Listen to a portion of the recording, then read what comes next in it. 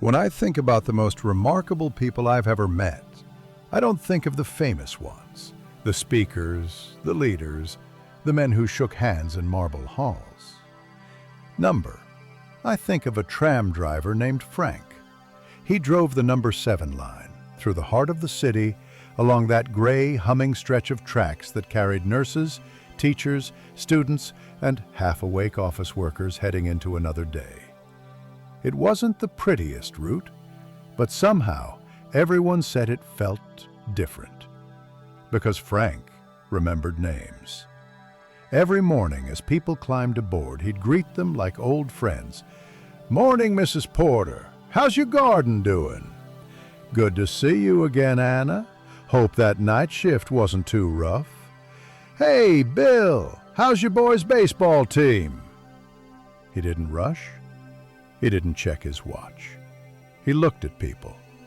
And over the years, something beautiful happened. The number 7 line became known all over town as the gratitude line. One morning I asked him, "Frank, why do you do it? You remember everyone's name, you ask about their lives. What made you start?" He looked a little surprised, like he'd never thought about it that way, and he said, "I guess I just figured people deserve to be seen before they get where they're going." That line, it never left me, because in a world obsessed with efficiency, Frank practiced presence. And somehow, that presence changed everyone around him. Over time, something almost magical happened. People began changing, quietly, naturally. The number 7 line, it started to feel less like a route and more like a little community on wheels. Passengers who used to sit in silence began greeting each other. Teenagers started giving up their seats for strangers. Old men carried shopping bags for young mothers. No announcement, no campaign, just one man quietly choosing warmth. And it spread. It made me wonder, how many bridges could we build if we treated every small moment like it mattered? Maybe the world isn't held together by ideas or institutions after all. Maybe it's held together by gestures, the kind we overlook because they look so small. I remember one rainy morning, a little boy climbed aboard with his mother. He couldn't have been more than 6. Frank grinned and said, "Morning, Ethan. Did that toy train of yours make it through another night?" The boy beamed, held up the little train like a trophy, and suddenly the whole tram softened. Smiles appeared. Even the tired faces began to lift. It was such a small thing, but it felt like sunlight sneaking into a gray room. I watched the people around me. For a few brief moments, we weren't strangers anymore. We were simply human. That's when I understood something powerful. Kindness is contagious in ways words can't explain.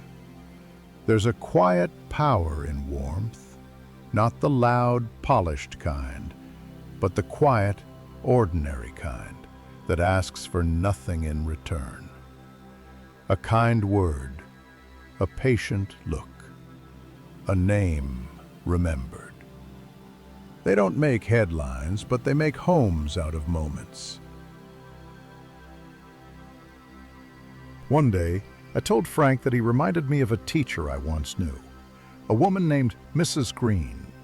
She'd taught elementary school for 40 years, never raised her voice, never shamed a child. She just noticed them, really noticed them. There was one boy I'll never forget. He came to class with torn shoes, and while others whispered, she said nothing. The next morning, there was a new pair waiting by his desk with a note that read, "You're worth more than you think." Years later, grown men still wrote her letters, not because she made them smarter, but because she made them feel seen. That's what kindness really is. not a transaction, a translation. It translates presence into peace. It says, "I see you," in a world that often walks right past. But here's the strange thing about small kindnesses. They're easy to underestimate. We tell ourselves they don't matter much, that they don't change anything big. But almost every great change begins when someone decides to care when it wasn't required. One warm gesture in a cold moment can change the course of someone's day, or even their life. A few months ago, I met a man at a conference. He said, "Dale, 15 years ago, I was going through a divorce. Every morning, I rode the same bus to work, never spoke to anyone. But the driver, an older woman, she'd smile and say, 'You're early today. Good for you.'" He paused, eyes wet with memory. "She didn't know it," he said, "but those few words kept me from giving up." Sometimes the smallest voice, at just the right time, is the rope that keeps someone from falling. Now, I know what some people might think, that kindness is simple, maybe even naive. But look around. The hardest thing to find today isn't talent, it's gentleness. And the people who practice it aren't weak, they're the strongest of all. Because it takes courage to stay kind when the world feels rushed and cynical. You might be wondering, does any of this really make a difference? I believe it does, but not always in ways we can measure. When you smile at someone who looks lost in thought, you don't know what battle they're fighting. When you say thank you to a tired cashier, you don't see how their shoulders ease just a little. When you hold a door or remember a name, you're not fixing the world, you're reminding it what it can still be. One winter, when I was teaching, a student stayed after class. He was the kind of young man who hid behind sarcasm, sharp words, quick jokes. He said, "Mr. Carnegie, I don't think being nice gets you anywhere." I smiled and asked, "Then why are you still here talking to me?" He hesitated, then he said quietly, "Because you listen." That moment taught me more about influence than any book ever could. People don't follow those who shine the brightest. They follow those who make them feel warm. We often confuse strength with sharpness, as if being loud or direct makes us effective. But real influence has a softer edge. It doesn't cut, it connects. And connection always begins with kindness. I remember another man I once met, a construction worker named Leo. He worked the same corner of the city every day, pouring concrete for sidewalks. Big hands, sunburned neck, quiet eyes. He wasn't a talker, but every time someone passed by, he'd tip his hat and smile. That's it, nothing more. A small gesture, so small most people barely noticed. Until one day he wasn't there. He'd been transferred to another site, and suddenly the whole street felt emptier. That's when people realized he'd been doing more than building sidewalks. He'd been building atmosphere. That's what kindness does. It becomes part of the air. You don't notice it while it's there. You notice its absence. Now, before we move on, I want you to pause with me for a moment. Think about your own world, your daily route, the people you pass in hallways, at the grocery store, in traffic, on calls. Somewhere in that circle, there's someone who hasn't heard their name kindly in weeks. Someone who feels unseen, unnoticed, unappreciated. That's where your bridge can begin. Because every act of kindness is a small construction project. One smile, one thank you, one patient pause. Each adds a plank, and before long those planks form a bridge, strong enough for others to cross back into hope.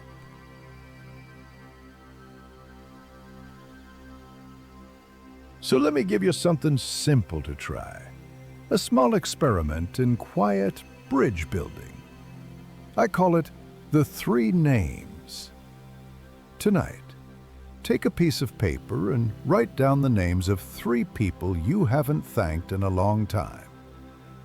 Maybe it's a coworker who always steps in when things get messy. Maybe it's a friend who checks on you without being asked.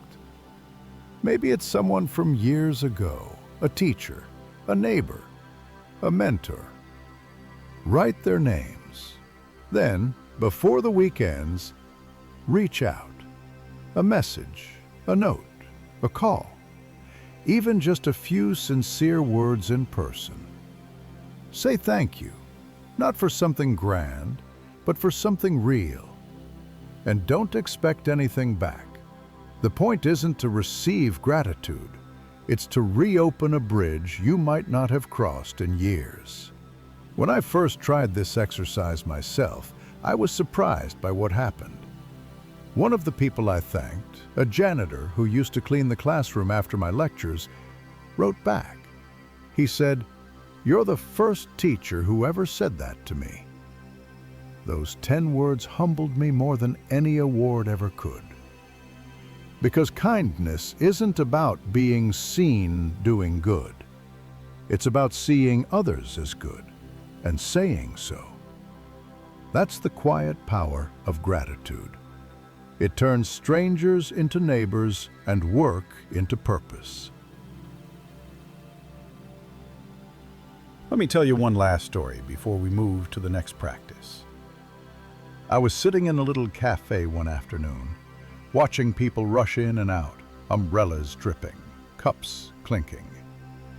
A young waitress passed by, nervous and tired, trying to keep up with the noise. She accidentally spilled a glass of water on a man's sleeve. She froze, apologizing over and over. You could see the fear in her eyes. Everyone in the room turned to watch, waiting for the explosion, the irritation, the sigh, the rolling eyes. But the man simply smiled. He reached for a napkin, patted his sleeve, and said gently, "It's all right. It's just water. You look like you've had a long day." The girl's eyes filled with tears. The tension in the cafe melted. Conversations softened. And in that moment, one small act of grace changed the atmosphere for everyone. That's the reach of quiet kindness. It ripples far beyond the moment that caused it. Frank, the tram driver, used to say that every smile was like a ticket home. "People don't always have destinations," he told me once. "Sometimes they just need to feel welcome on the ride." And maybe that's true for all of us. We're all travelers, trying to find our way through the noise and the rush. And sometimes the smallest kindness, a name, a smile, a gentle word, is the bridge that carries us a little closer to peace. The next morning, as I walked through the city, I started to notice things I hadn't before. A man holding the door for someone juggling coffee cups. A teenager running half a block to return a dropped glove.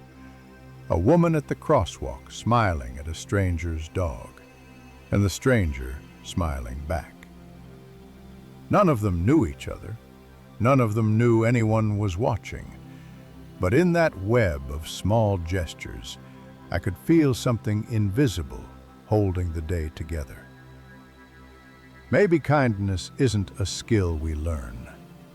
Maybe it's a language we forget to practice.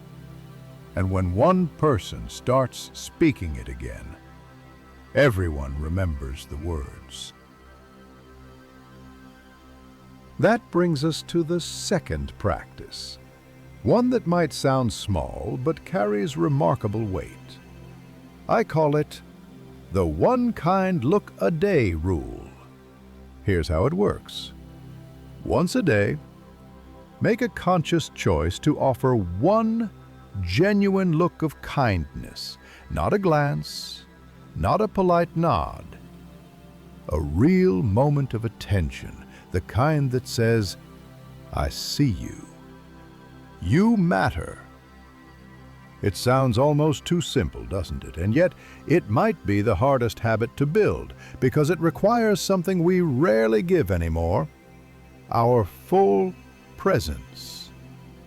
A friend of mine, an emergency room nurse named Angela, once told me, "Half the healing happens before I even touch a patient.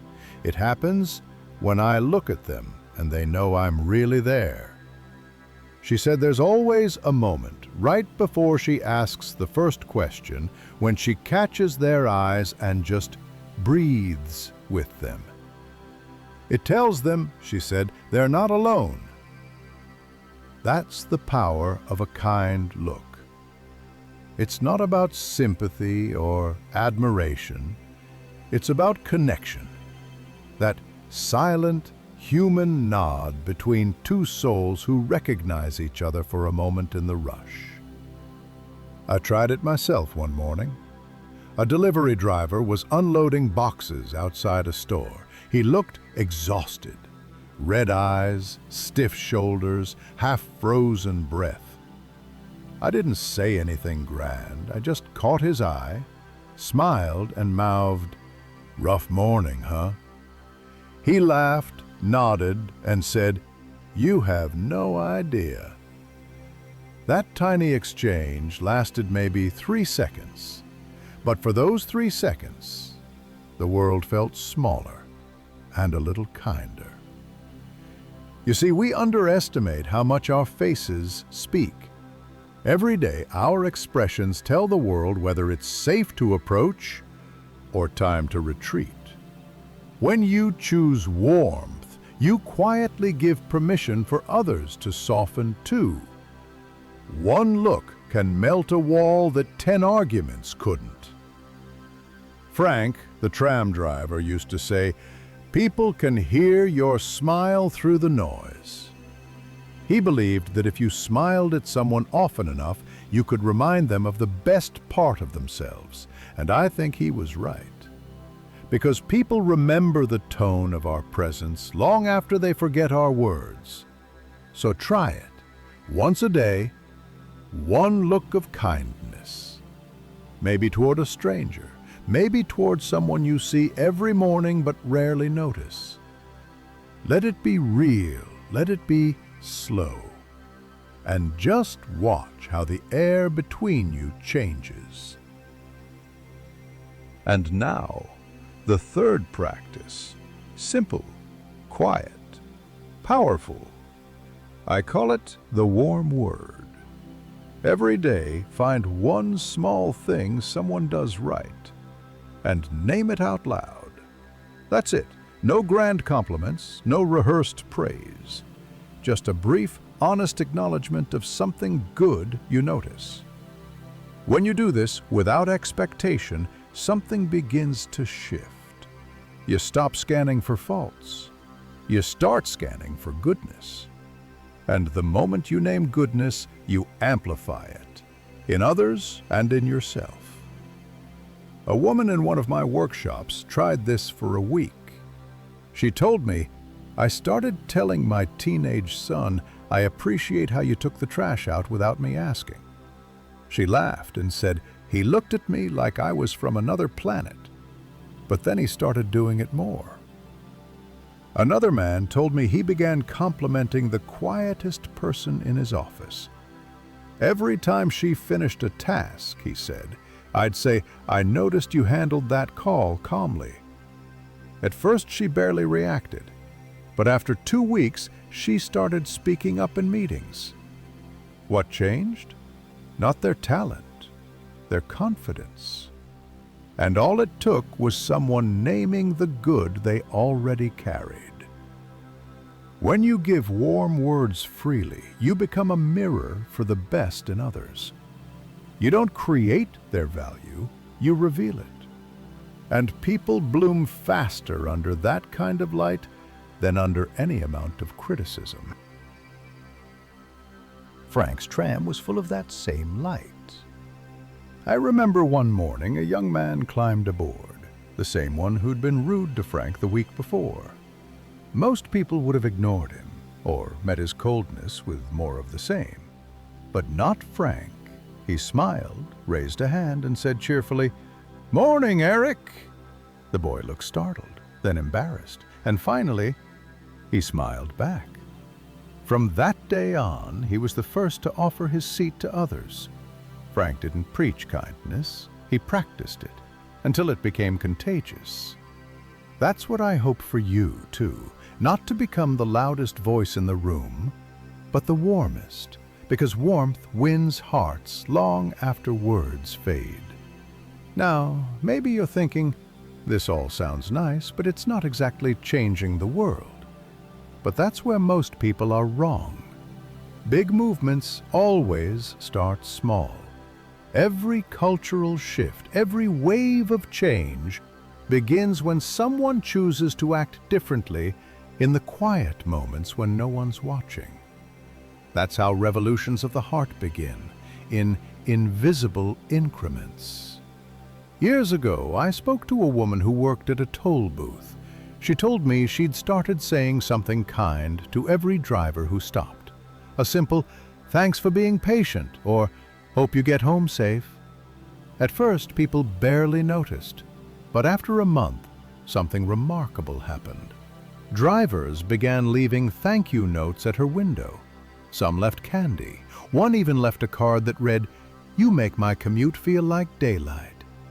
She smiled and said, "I realized I might not be changing the world, but I was changing the minute people passed through." And that's all any of us can do, change 1 minute for someone else. The funny thing about kindness is that it rarely shows its results right away. You plant a seed, and then you move on. You may never see it grow, but somewhere, someday, someone will think back and say, "There was this one person. They smiled at me when I needed it most." And that small moment might become the bridge they walk across to believe in goodness again. When Frank retired, the city newspaper printed a short article, just a few paragraphs, tucked quietly on the back page. The headline read, "Driver of the Gratitude Line retires after 37 years." They printed letters from passengers, people of every age, every background, every story. One woman wrote, "He drove me to my first job interview 30 years ago. I was terrified, and he said, 'You've got this, Sarah.' I never saw him again, but I've remembered those words every hard day since." Another man wrote, "I used to ride his tram when I was struggling. He never knew, but the way he said my name made me feel like I still belonged somewhere." That's the legacy of small kindnesses. Not fame, not monuments, just echoes of warmth carried quietly through time. A few years later, I went to see Frank. He was sitting on his porch watching the sunset, the street below calm and golden. He smiled when he saw me and said, "You know, I used to think my job was driving people from one stop to another. But looking back, I think I was really just helping them get home, to themselves." He paused, then added softly, "The world doesn't need more perfect people. It needs more kind ones." I never forgot that, because he was right. Kindness doesn't ask you to be extraordinary. It just asks you to notice, to smile, to appreciate, to bridge the few feet between two human hearts. Before we finish, let's take one more look back at the 3 small practices that can quietly change the way you move through the world. The 3 names. Write down 3 people who deserve your gratitude. Tell them, sincerely, before the week ends. The one kind look a day. Choose one person each day to really see. Let your eyes carry warmth before your words do. The warm word. Find one genuine thing to thank or praise in someone each day. Name the good aloud. That's it. 3 simple acts that cost nothing and build bridges wherever they're placed. Try them for a week. Then watch what happens. Not in others first, but in you. You'll notice your days begin to feel lighter. Your patience grows. Your world feels softer around the edges. And soon, people will start looking at you differently. Not because you've become famous or powerful, but because you've become safe. Safe to approach, safe to speak with, safe to trust. That's the quiet power of kindness. It makes people feel at home in your presence. So as you go about your day, remember Frank's tram. Remember the way he said names like prayers, the way he smiled like the world still deserved gentleness. And remember this: every hallway, every checkout line, every passing moment is a chance to build another small bridge. Because maybe that's what life really is. A long network of crossings built by simple acts of care. One person waves, another smiles, a door opens, a name is remembered. And without realizing it, we've built a bridge strong enough to carry us all. So, tonight before you sleep, think of one small kindness you can offer tomorrow. Something so simple, it almost feels silly. Do it anyway, because someday, someone will remember that moment the way we remember Frank's tram. A small bridge that made the world for a little while easier to cross. And when you wake up tomorrow morning, smile first, look up, say a name with warmth. That's how gratitude travels quietly, invisibly, from one heart to another. And one day when you least expect it, you'll realize those small bridges you've been building have brought you home too. You know, when I think about all the people who've shaped my life, very few of them ever stood on a stage. They were the quiet ones, the patient ones, the ones who smiled even when the world forgot to notice. And I've come to believe that's how goodness really works.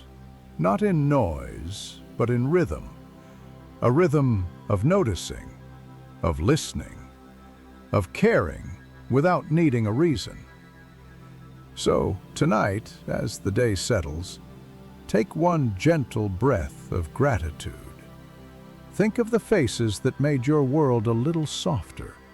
The Franks, the Mrs. Greens, the unnamed kindnesses that kept you standing when life felt heavy. And remember, every kind word you give, every name you remember, every bridge you build, it doesn't disappear. It becomes part of the air we all breathe. So keep smiling, keep tending, keep choosing warmth. Because someday, someone will feel your kindness and never know where it came from, only that the world felt gentler that day. And that, my friend, is the quiet miracle of a life well lived.